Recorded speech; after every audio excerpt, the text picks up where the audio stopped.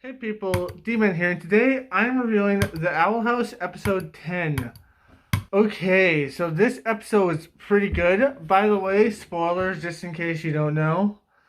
Um, this episode was really good actually. It's pretty good. It was one of the not like the best episode I've seen, but a good episode. It had two plot lines per usual. Um The first plot line revolved around, I don't know actually.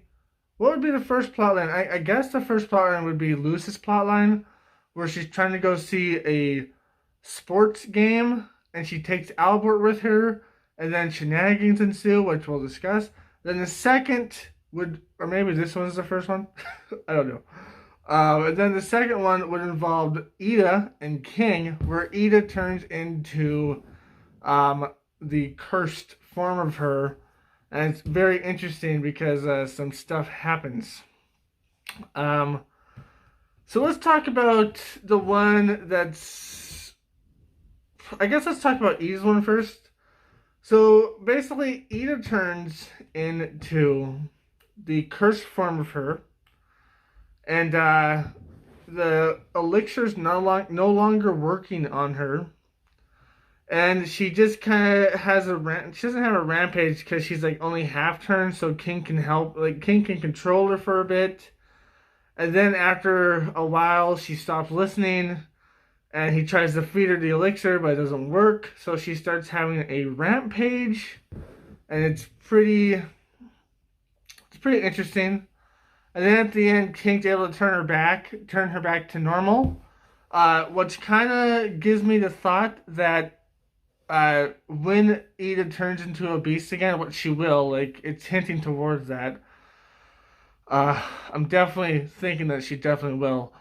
When she turns back into one, that perhaps Luce and King and maybe even her sister will be able to turn her back into a human and maybe even able to break the curse, which will be very interesting to see. But yeah, it will be interesting to see if that's what happens, because it seems like the way to break the curse is the power of friendship so far.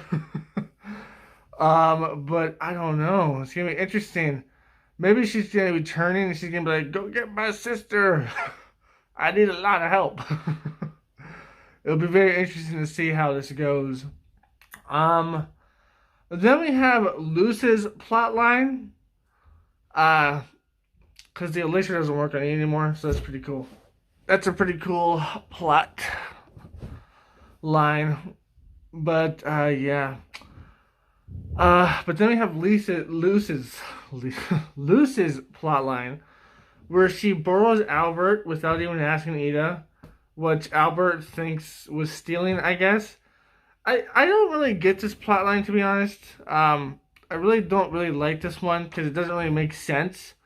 Because in previous episodes, we've seen that Albert has listened and has done what Luce has said. Like at the very first episode, she was able to ride Albert. And the time she turned into Ida, she was able to ride Albert. I guess you could say like that's because Albert thought she was Ida, I guess, or something like that. But throughout the show, Albert seems to have been okay with Luce. You know what I mean? But then in this episode, she takes him without permission, although she kind of gets permission from King, but, you know, that's beside the point. She's got to ask Ida directly, but then that would have been a totally different story. She takes him, she tries to ride him. I guess she slaps him to go. Maybe that's why he freaks out, because she kind of slaps him like you would slap a horse, I guess. And maybe that's why he freaked out, because he started to freak out and he crashed into a tree. And then he ran through the forest, and we go to the Bat Queen, which actually was a talisman, because that's what Albert is. He's a talisman that goes onto a staff. So the Bat Queen is a talisman as well that goes onto a giant staff because it's giant. And she's like over 1,000 years old or something like that. It's pretty crazy. And she has like a bunch of discarded talismans there. I guess people, when the talisman breaks, they just discard them, except for maybe Ida, because she didn't discard Albert, even though I guess technically he was wearing a bandage, so she didn't really see that he was broken.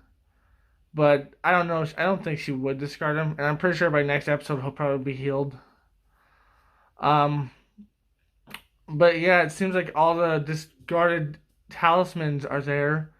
I wonder if, like, when the master dies, does the talisman go there?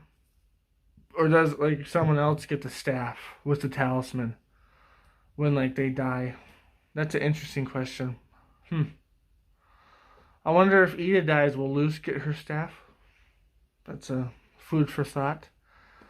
But yeah, so basically, she takes Albert, she goes on a ride with her friends, try to get to the game. And she can't get there, and she has to go through trials and tribulations to win back Albert's trust. At the end, she does win his trust, and I just didn't really like that one. It just didn't really make sense.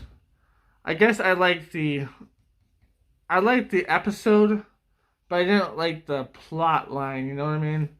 Like, it just didn't really make sense to me because Albert has never seemed to distrust Luz or anything before. But maybe it's because Luz kind of gave him a slap in the beginning, I guess. That could be it. But hasn't Ida given him a slap a couple times? I don't know. But anyways, all in all, it was pretty good. I hope you enjoyed this, by the way. If you did, like, comment, subscribe, and share this video. Go to my channel to hit the bell. Link down below to my Twitter. And as always, my friends, stay sane. Peace. Hey guys, this video is meant for all ages, although I do have videos meant for the older variety. Check out my channel to watch those. But since it's meant for all ages and YouTube doesn't have a button to click for all ages, they only have younger or older, I have to click the younger because some stupid stuff will happen if I don't. But that means some features are removed. Hopefully it still gets to everyone the same, young and old, but that's beside the point. That means comments are no longer there. But don't worry, I have a Twitter, so you can go down to the link below to my Twitter and comment on that because there will be a tweet about this video. So yeah, go down there and go to my Twitter.